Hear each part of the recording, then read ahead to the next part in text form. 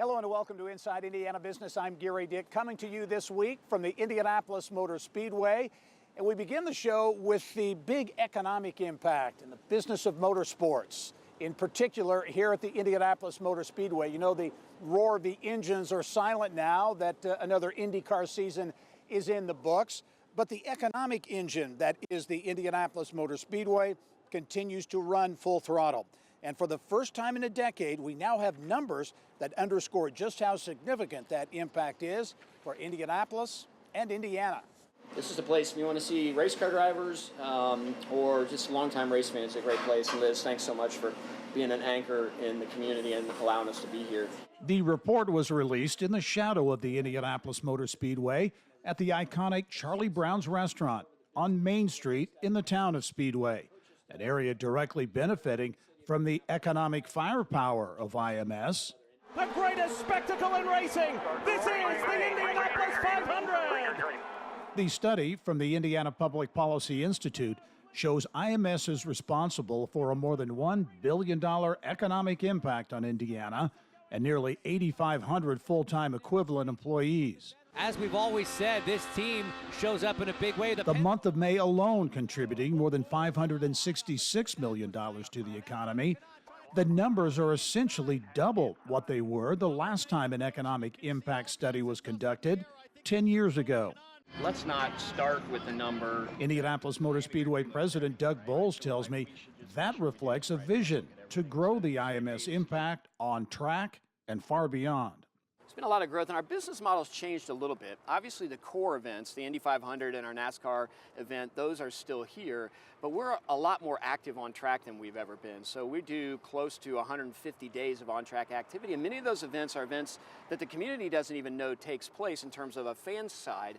But people like Main Street, hotels downtown, when people are coming in for those, they stay there. So really what we wanted to understand was what was that doing for the community, because it's a lot different than where we were in the past. The other thing I think is really interesting is just the vision of Roger Penske. So 2020, we're closed down, we can't have anything happen.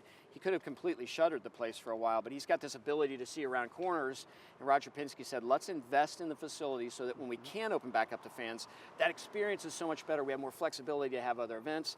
That'll drive revenue, that'll drive community, folks to the community. So I think that's another reason we were able to elevate it so much. Another element of the report on the Indianapolis Motor Speedway talks about the impact on Indiana, not just Indianapolis. So what we were really interested in doing was making sure that our whole state was excited about this, because the Indianapolis Motor Speedway isn't an Indianapolis asset, it's a state of Indiana asset.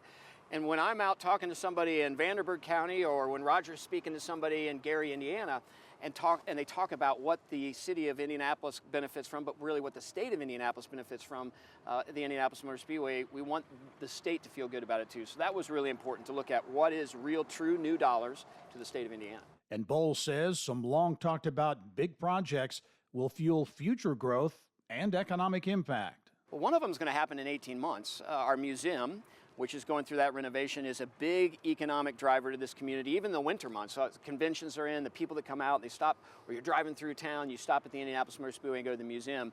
So in 18 months, that huge renovation and restoration of that facility and opening of this state-of-the-art motorsport museum, I think, is the first thing you're going to see. Now that we've got that up and going, now we've got 700 acres of property outside of our 300 that is the Speedway. So starting to think about how do we work with the city, how do we work with the town of Speedway to think about what's the next step in development there that not only drives people to our events, but drives people to Indianapolis and to central Indiana. How far along are those conversations? It's been talked about for a long time. A hotel, a conference center, all kinds of things have been talked about. How far along are those things? So when Roger bought the Indianapolis Motor Speedway 2019, we don't know COVID's coming. That was one of the things Roger really wanted to do. When COVID happened, he said, let's step back. Let's make sure that the core of our business is healthy. That's the Indianapolis 500. That's the Brickyard Weekend. That's all the other things that go on. Once we get ourselves back to that, then we can start having those conversations again. So we're just on the verge of getting back to that point where we can really start having those conversations with the city and with the town. What can we do to really help generate more jobs, generate more tourism here in the state of Indiana? Certainly very big economic impact numbers here, and more to come going forward. But you know, this place holds a very special place in the hearts of those who've conquered it. This was the one he wanted more than anything else in the world. And here it comes, Mario. the checkered flag of victory. He's done it. For American racers, I mean, that's our Mecca.